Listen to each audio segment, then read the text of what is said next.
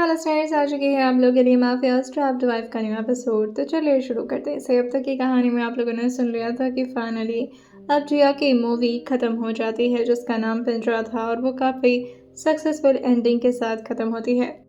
जिया ने अपनी best performance दे दी थी, सब कुछ अच्छा था, सब लोगों के चेहरे पर स्माइल थी और सब लोग काफ़ी खुश थे सिवाय एक इंसान के, और वो थे प्रियांश। न जाने क्यों उन्हें ऐसा लग रहा था कि शायद ये 2 महीने इतना जल्दी क्यों बीत गए, और अब क्या बहाना रह जाएगा उनके पास जिया से मिलने का। क्या फिर जिया से उनकी इस तरह मुलाकात हो पाएगी कभी? वैसे तो जिया अक्षत के कहने पर रियांश को बहुत अवॉइड करने की कोशिश कर रही थी, मगर इसके बावजूद भी रियांश उसके साथ रहते थे, और ऑब्वियसली वो उसके बॉस थे, जिसकी वजह से जिया को उनकी बात भी माननी पड़ती थी। मूवी के शूट का टाइम तो अब ख़त्म हो चुका था, लेकिन अब बारी थी प्रमोशन की, और ये सिलसिला काफ़ी दिन तक चलता है। ऐसे ही एक काफ़ी आलीशान पार्टी में सब लोगों को इनवाइट किया गया था, स्पेशली रियांश अग्निहोत्री को, जो वहाँ के चीफ गेस्ट थे। अभी तक तो रियांश अग्निहोत्री इंडिया में ही थे, जिसकी वजह से अक्षत को कोई खास मौका नहीं मिल पा रहा था जिसकी वो तलाश कर रहा था। लेकिन अब आज वो दिन आ चुका था। रियांश, जिन्हें दुबई के कुछ इम्पोर्टेंट डील को फाइनल करने के लिए दुबई में जाना था, वो भी आज ही रात, जिसकी वजह से वो थोड़ी ही देर के लिए इस पार्टी में आए थे। अक्षत को ये बात पहले से पता थी, जिसकी वजह से बॉलीवुड के उस शख्स जिसने ये पार्टी अरेंज करवाई थी, उसने जिया को भी बुलाया था, वो भी अक्षत के कहने पर। सब लोग आपस में बात कर ही रहे थे कि तभी जिया, जो ब्लैक साड़ी में वहां पर एंटर होती है। प्रमोशंस में तो उन लोगों के साथ हुआ करती थी, लेकिन ऐसे आलीशान पार्टी में वो ना तो कभी ज़्यादा जाया करती थी और ना ही उसके घर वाले उसे अलाउ करते थे। और अकेले अकेले तो उसका जाना बहुत ही ज़्यादा रेयर था।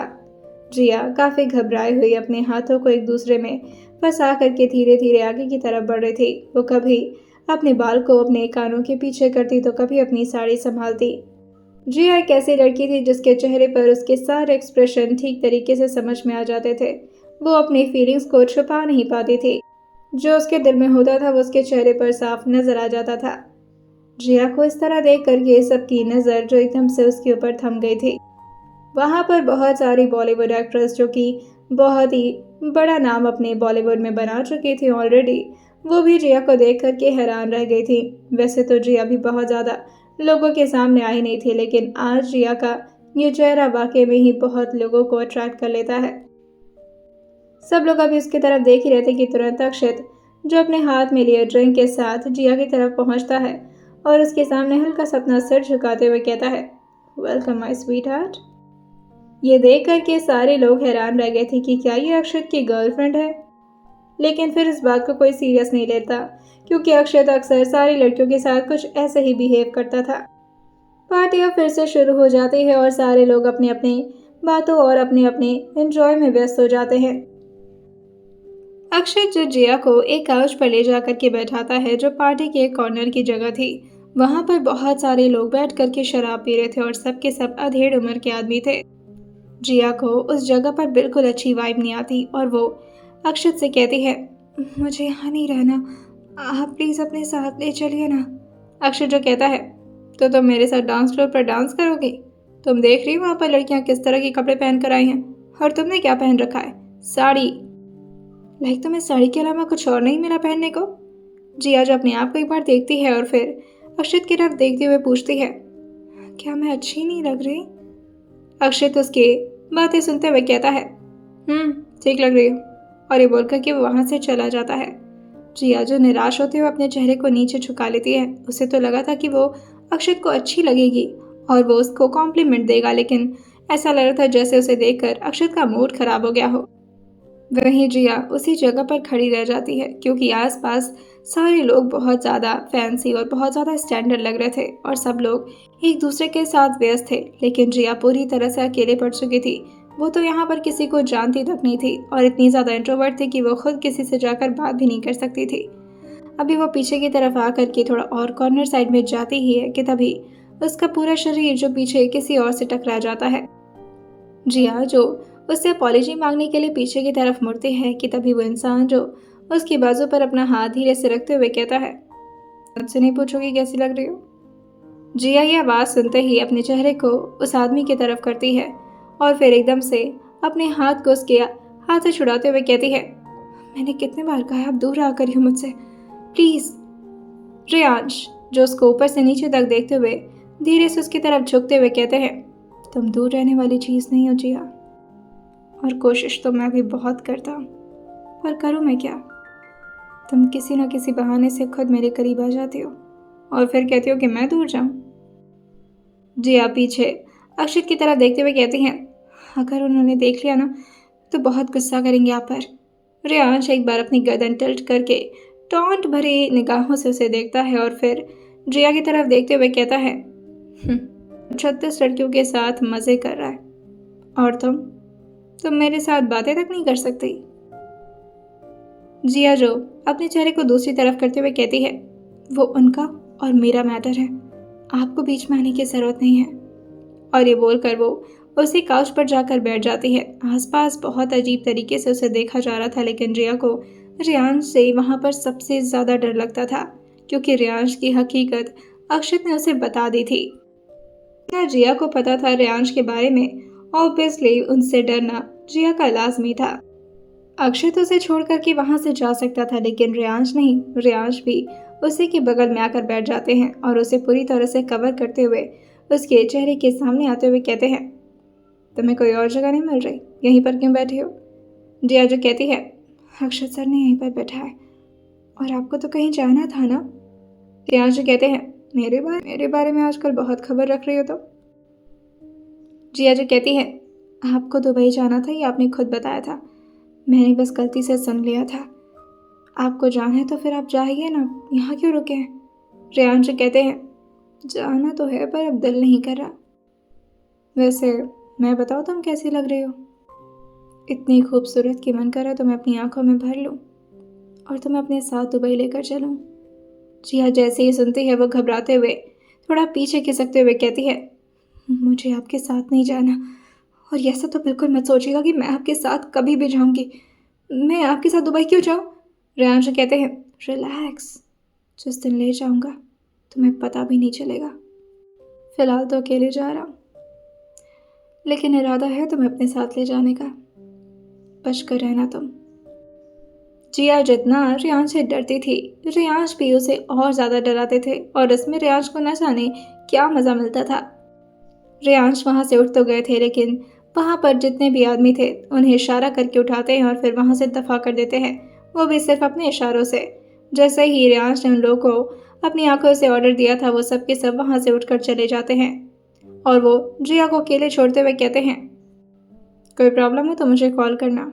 जिया जो कहती है, अगर प्रॉब्लम होगी तो आपकी वजह से ही होगी, आपको कॉल करने की ज़रूरत नहीं है, आप मुझसे दूर रहिए, सब कुछ ठीक रहेगा। रेयांश उसकी तरफ देखते हुए ही पीछे की तरफ कदम बढ़ाते हैं और कहते हैं, बहुत बोलती हो तुम, कैची जैसी ज़ुबान का कुछ करना पड़ेगा मुझे। इसके जियान का कोई जवाब नहीं देती और बस अपने चेहरे को नीचे कर लेती है। दूसरी तरफ रेयांश भी अब अपनी जगह से निकल चुके थे और अक्षत जैसे ये नोटिस करता है कि रेयांश उस जगह से निकले हैं, वो तुरंत ही डांस फ्लोर से उतरता है और साइड में जाकर के किसी से फ़ोन पर बात करते हुए कहता है, अरेंजमेंट रेडी रखना। रेयांश के थोड़ी देर निकलने के बाद अक्षत भी उस जगह से निकल जाता है और जिसकी ये पार्टी थी उसे जिया की तरफ जाने का इशारा कर देता है। वो आदमी जाने माने एक्टर का बेटा था और उसके साथ ही उसका अपना बिजनेस चलता था। अपने बाप के प्रोडक्शन हाउस के साथ वो अभी एक्टिंग स्किल को सीख रहा था। रिया जो अक्षत को जाता हुआ देख लेती है, क्योंकि उसकी नज़र तो लगातार अक्षत पर ही थी, और वो जैसे ही अक्षत को जाता हुआ देखती है वो तुरंत ही घबराते हुए अपने सारे सामान को उठाती है और उनकी तरफ ही जाने लगती है। लेकिन तभी बीच में वो आदमी आते हुए कहता है, हाय, मैं अकरम खान। जिया एक बार उसकी तरफ देखती है और फिर उसके हाथ की तरफ, लेकिन जिया को तो जल्द से जल्द वहाँ से निकलना था, क्योंकि अक्षत वहाँ से जा चुका था और जिया यहाँ पर अकेले पड़ जाती, जिसकी वजह से वो उनको इग्नोर करते हुए कहती है, थैंक यू, पर अभी मुझे निकलना है, मैं आपसे बाद में बात करती हूँ। ये बोलकर भी वो वहाँ से निकलती कि तभी अकरम उसके हाथ को पकड़ते हुए कहता है, अरे ऐसे कैसे, आप हमारी पार्टी में आई हैं, अक्षत की काफ़ी क्लोज है ना, अक्षत दोस्त है मेरा। जिया जैसे ये सुनते हैं वो कहती है, हाँ वो अक्षत सर पता नहीं कहाँ चले गए, एक बार मुझे उनसे जाकर मिलने दीजिए प्लीज़। वही अकरम उसका हाथ नहीं छोड़ता और कहता है, आप परेशान मत होइए, आप यहाँ पर सेफ हैं। जिया को ये अजीब लगता है कि उसने तो सेफ्टी की कोई बात भी नहीं की, अचानक से ये शख्स इस तरह से बात क्यों कर रहा है। और वह अपना हाथ ज़बरदस्ती छुड़ाते हुए कहती है, कहा ना मैंने छोड़िए मेरा हाथ।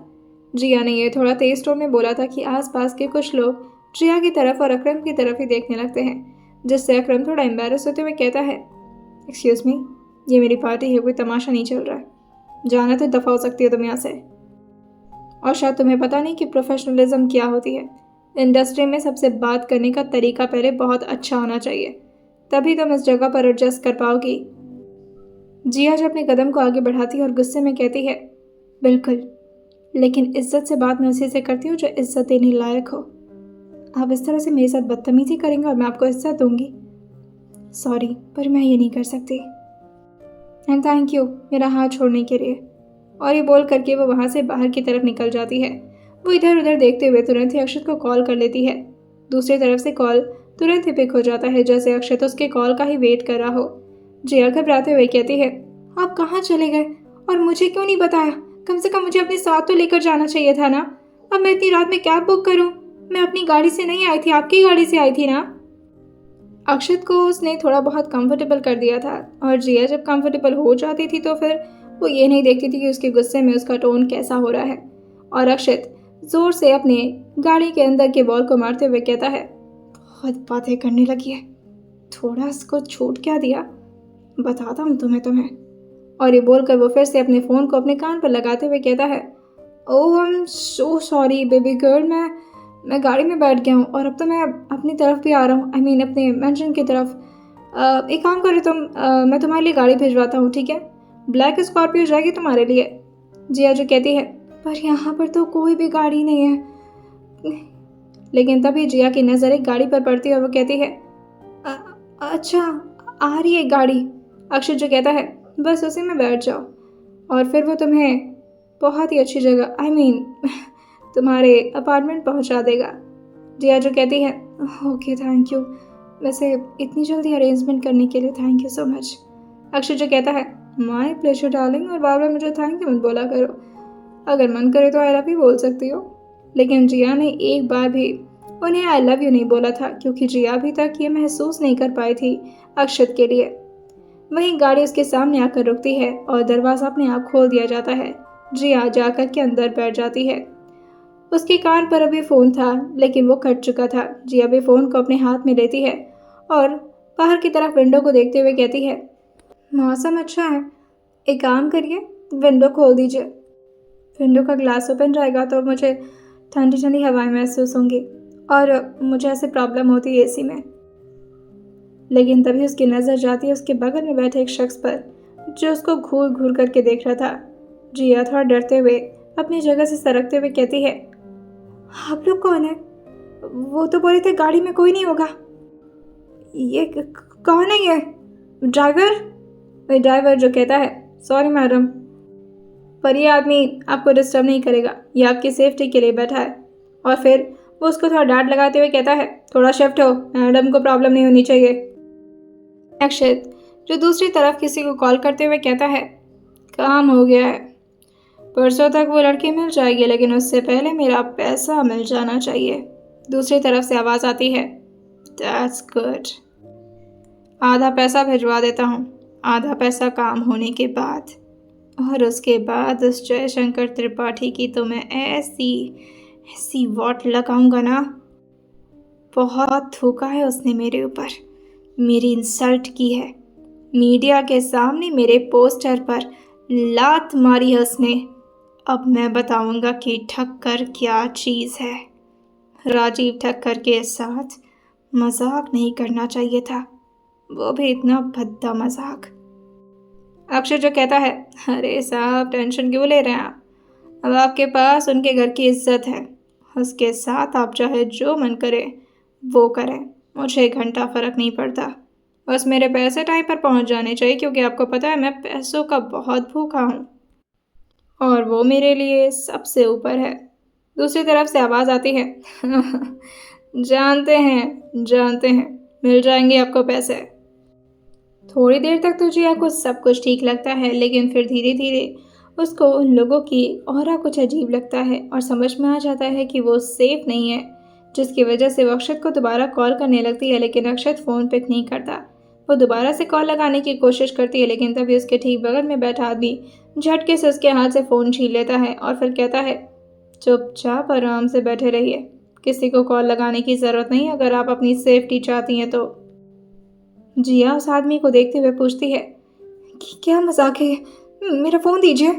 लेकिन तभी ड्राइवर जो कहता है, madam please try to cooperate, आप हमारे साथ बदतमीजी ना करें तो हम भी आपको कुछ नहीं करेंगे, जितना कह रहे हैं उतना मान लीजिए। जिया को अब थोड़ा थोड़ा डर लगने लगा था और वो कहती है, मुझे अक्षय सर को फ़ोन करना है, जिसके आदमी हैं आप लोग, मुझे पता है उन्होंने ये गाड़ी भिजवाई है। वो ड्राइवर जो कहता है, जिसने भी ये गाड़ी भिजवाई है, आप कॉल नहीं कर सकती, वो भी किसी को भी नहीं। उसकी टोन बहुत सॉफ्ट थी, लेकिन फिर भी जिया को डर लग रहा था। उसे लग रहा था जैसे वो किसी गलत जगह पर फंस गई है और अक्षत इस बारे में जान जाएगा तो शायद उसे बचा लेगा, लेकिन वो लोग उसे फ़ोन भी नहीं देते कि तभी वो गाड़ी जो आकर के एक अजीब सी जगह पर रुकती है। पूरी जगह सुनसान रास्ता था, आसपास कोई न गाड़ी न इंसान नजर आ रहा था और जिया को उस जगह पर जैसे उतारा जाता है उसकी आंखों में एक काली पट्टी बांध दी जाती जिससे उसे कुछ भी नजर न आए। जिया जो अपने हाथ को छुड़ाते हुए बार बार उन लोगों से दूर जाने के लिए कोशिश करने लगती है, लेकिन तभी एक आदमी जो उसके कान के पास आते हुए कहता है, अगर मरना नहीं है तो चुपचाप से अंदर चलो। जिया जो थोड़ा गटकते हुए कहती है, कौन हो तुम लोग, किसके आदमी हो, प्लीज मुझे बताओ तुम लोग कौन हो। लेकिन वो तीनों आदमी जो उससे कहते हैं, इस बारे में आप बात ना करें तो अच्छा होगा और आवाज़ करने के कोई मतलब नहीं है, यहाँ आपको सुनने वाला कोई नहीं है मैडम। और ये बोल करके वो तीनों लोग उसको अंदर की तरफ ले जाते हैं। वहीं अंदर 3-4 स्टाफ जो कि लेडीज़ स्टाफ थी वो खड़ी थी और जैसे वो जिया का ही वेट कर रही थी।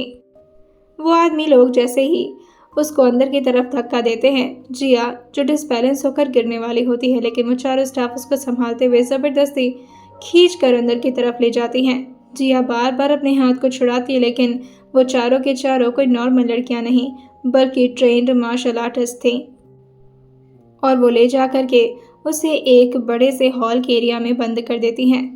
उसे एक चेयर से बांध दिया गया था। जिया जो काफ़ी अफनाहट महसूस कर रही थी क्योंकि उसकी आंखों पर अभी भी पट्टी बंधी हुई थी। थोड़ा देर तक जिया की चिल्लाहट की आवाज़ वैसे ही आती रहती है, जिससे एक स्टाफ परेशान होकर अपने बॉस को कॉल कर देती है जिसने जिया को किडनैप करवाया था। दूसरी तरफ से आवाज़ आती है, उसकी आंखों के पट्टे खोल दो, लेकिन हॉल में पूरी तरह से अंधेरा होना चाहिए। अक्षत तो काफ़ी खुश था और उसे लग रहा था कि अब उसके सारे प्रॉब्लम सॉल्व हो जाएंगे, उसकी ज़िंदगी में पैसे जो आ जाएंगे और वो आराम से चैन की खर्राटे भरी नींद लेता है। लेकिन जिया दूसरी तरफ बहुत परेशान थी। उसके दिल की धड़कनें घबराहट से बहुत तेज तेज धड़क रही थी और उसको से अपनी मौत आस पास नजर आ रही थी। ऐसा लग रहा था जैसे अब वो ज़्यादा देर की मेहमान नहीं बची है। जिया की पूरी रात जो रोते रोते बीत गई थी और वो रात भर बस अपने कान्हा जी को याद कर रही थी। उसे लग रहा था जैसे वो कान्हा जी के पास बहुत जल्द पहुंचने वाली है।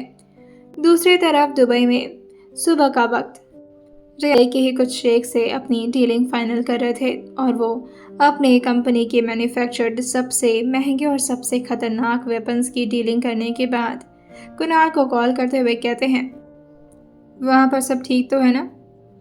दूसरी तरफ से कुणाल जो रियांश को इन्फॉर्मेशन देते हुए कहता है, यस सर, सब कुछ ठीक है। रियांश को शाम तक एक और मीटिंग अटेंड करनी थी जिसकी वजह से वो शाम तक का वेट करते हैं। उसके बाद वो इंडिया दोबारा वापस लौटने वाले थे क्योंकि उनका लूसीफर इंडिया में था और उनका दिल भी तो इंडिया में ही लगा हुआ था।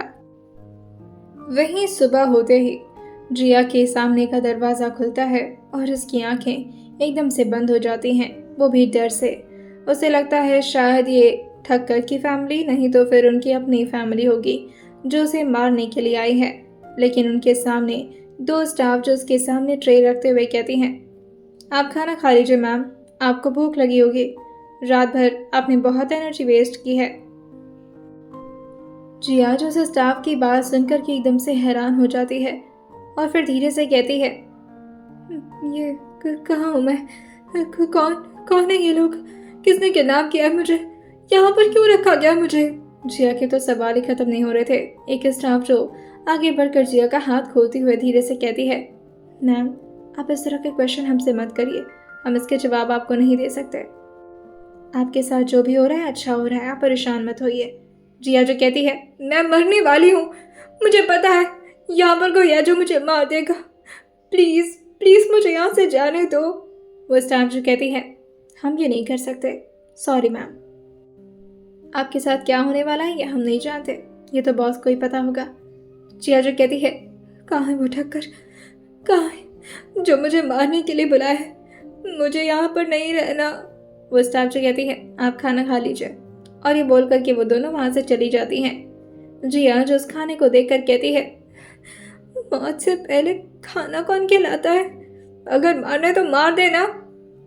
और फिर उससे अचानक से याद आता है उसके अपने चाचा का, जो उसके खाने को लेकर हमेशा बहुत ज़्यादा केयरफुल रहते थे।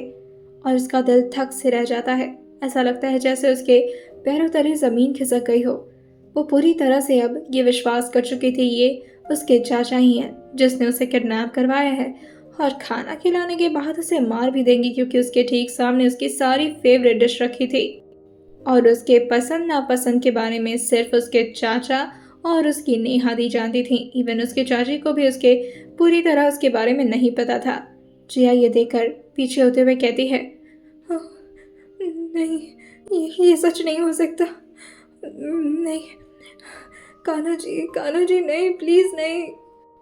और वो पीछे जाते जाते दीवार से लड़ जाती है और हाथ जोड़ते हुए कहती है, एक बार मुझे पर्दे पर खुद को देख तो लेने दीजिए, मेरा हमेशा का सपना था ये, मैंने पूरी जान लगाकर काम किया है, एक बार मैं पब्लिक का रिएक्शन देखना चाहती हूँ, मैं भी सुपरस्टार बनकर जीना चाहती हूँ, प्लीज़ प्लीज़ बस कुछ दिन की ज़िंदगी और दे दीजिए मुझे। और अभी तो मुझे अपना सारा पैसा नेहा दी को ट्रांसफ़र करना है ताकि वो जाकर लंदन में बस जाए और मेरी तरह ज़िंदगी उनको ना मिले। चाची के बच्चे को भी नहीं देख पाऊंगी मैं, और कभी भी अपने घर वालों को कुछ प्रूफ नहीं कर पाऊंगी, सब खत्म हो गया। और ये बोल करके वो दीवार से टिके टिके ही नीचे की तरफ बैठती है और अपने सिर को अपने घुटनों पर छुपाते हुए रोना शुरू कर देती है। लगभग इसी तरह से 1 घंटे उसके आंसू लगातार बहते रहते हैं और फिर वो थक हार के वहीं बैठे बैठे अपनी आंखें बंद कर लेती है। ऐसा लग रहा था जैसे उसकी बॉडी में जान ही ना बची हो, थोड़ा तो डर की वजह से, पैनिक की वजह से और थोड़ा रोने की वजह से। वो इतना ज़्यादा थक हार चुकी थी। एक तो इतने सारे कठिनाइयों को पार करने के बाद अपने इस सपने को पूरा किया था, लेकिन उसे लग रहा था जैसे अब उसका ये सपना सपना ही रह जाएगा, सुपरस्टार बनने तक का भी उसे मौका नहीं मिल पाएगा। वही लगभग शाम का वक्त होता है। अब फाइनल डील कंप्लीट हो चुकी थी और शाम की भी मीटिंग अटेंड हो चुकी थी। रियान जो दोबारा इंडिया के लिए वापस निकल रहे थे, वो भी अपने कैबिन से खड़े होकर बाहर की तरफ निकलते हुए इससे पहले ही अचानक प्रियंका उनके सामने आती है और पूरे स्टाइल में कहती है, मैं सोच रही थी कि मैं भी आपके साथ इंडिया वापस चलूँ। मुझे भी अपने पेरेंट्स की बहुत याद आ रही है। आपकी वजह से मैं यहाँ पर आई थी दुबई में, पर अब लगता है शायद गलती कर दी मैंने। रियांश कहते हैं, अच्छा हुआ तुम्हें ये बात लगता है, लेकिन तुम्हें मेरे साथ जाने की ज़रूरत नहीं है, अगर इंडिया जाना तो जा सकती हो। और ये बोल करके वो पूरे रूखे स्वर में ये बोलते हुए बाहर की तरफ निकलने लगते हैं, लेकिन तभी प्रियंका दौड़कर उनके सामने दोबारा से आते हुए कहती है, हम बचपन के दोस्त थे, क्या हम एक साथ नहीं जा सकते? रियांश कहते हैं, मैं तुम्हारे लिए बिजनेस क्लास टिकट बुक करवा दूंगा, परेशान होने की ज़रूरत नहीं है, कल तक तुम इंडिया वापस पहुंच जाओगी एंड दैट्स इट, अब मेरे सामने मत आओ। और ये बोलते हुए वो पॉकेट में अपना एक हाथ डालते हैं और दूसरे हाथ से वो अपने फ़ोन को चलाते हुए किसी को कॉल कर देते हैं और वहाँ से निकल जाते हैं। प्रियंका जो अपने पैर को ज़ोर से वहीं फ्लोर पर मारते हुए कहती है, अगर आप मेरे नहीं हो सकते तो मैं आपको किसी का नहीं होने दूंगी, कभी ना कभी तो किसी से मोहब्बत होगी ना आपको, और एक बार वो लड़की मुझे मिल जाए जिससे आपको मोहब्बत होगी, फिर देखिएगा आप, जितना मैं तड़प रही हूँ ना उससे ज़्यादा वो लड़की तड़पेगी। आखिर ऐसे कैसे आप हर बार मेरी मोहब्बत को ठुकरा सकते हैं? वही अक्षर जो शाम तक ठक्कर से मिलने वाला था और उससे मिलने से पहले वो उसी अड्डे पर जाता है जहाँ पर उसने जिया को किडनैप करवाया था। वो अपने आदमियों को कॉल करते हुए कहता है, मैं आ रहा हूँ, उस लड़की को रेडी रखना और आंखों पर पट्टी बंधी होनी चाहिए। उसे आखिरी तक ये पता नहीं चलना चाहिए कि उसकी जिंदगी का असल विलन तो मैं खुद हूँ। और बेचारी रेयांश को अपनी जिंदगी का दुश्मन समझ बैठी। वैसे कमाल की कहानी है इन दोनों की।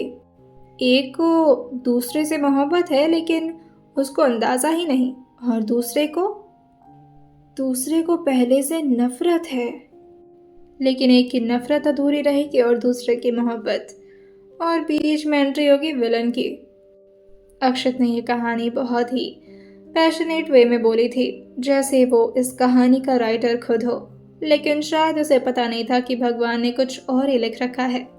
वैसे ये तीनों कैरेक्टर तो उस कहानी में थे भगवान के हिसाब से भी, लेकिन तीनों कैरेक्टर का पोजीशन अलग अलग जगह पर था। जिसे मोहब्बत है दूसरे शख्स से वो जिया थी, जिसे नफरत है दूसरे शख्स से वो अक्षत था, और जो विलन इन दोनों के बीच में आने वाला था वो थे रेयांश अग्निहोत्री।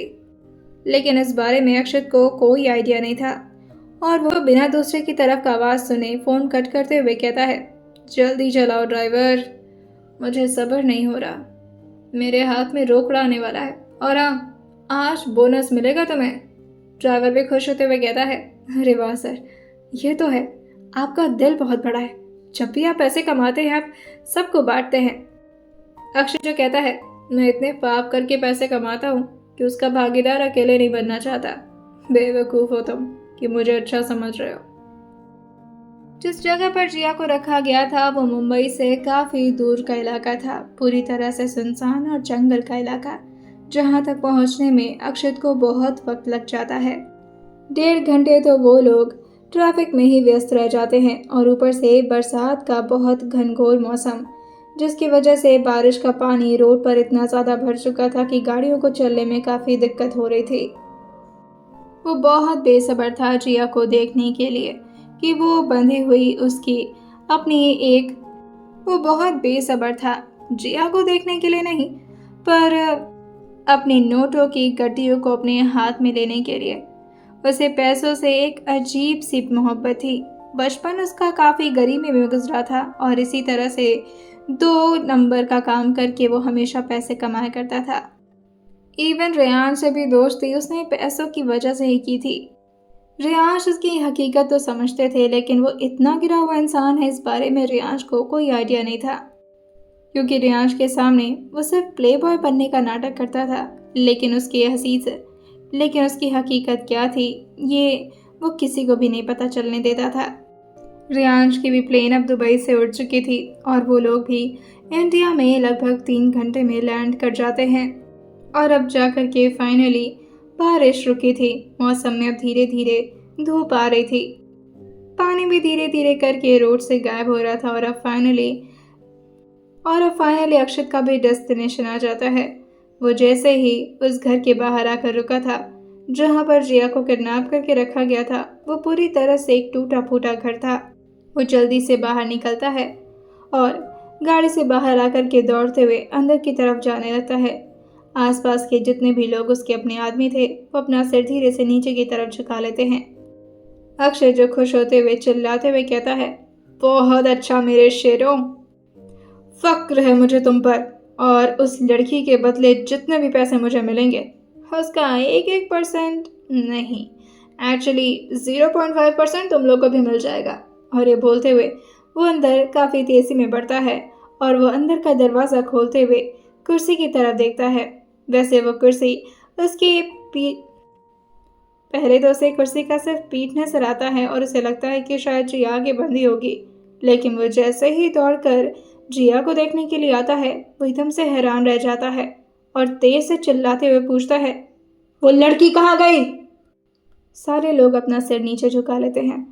वहाँ पर लगभग 5 से 6 आदमी ही थे।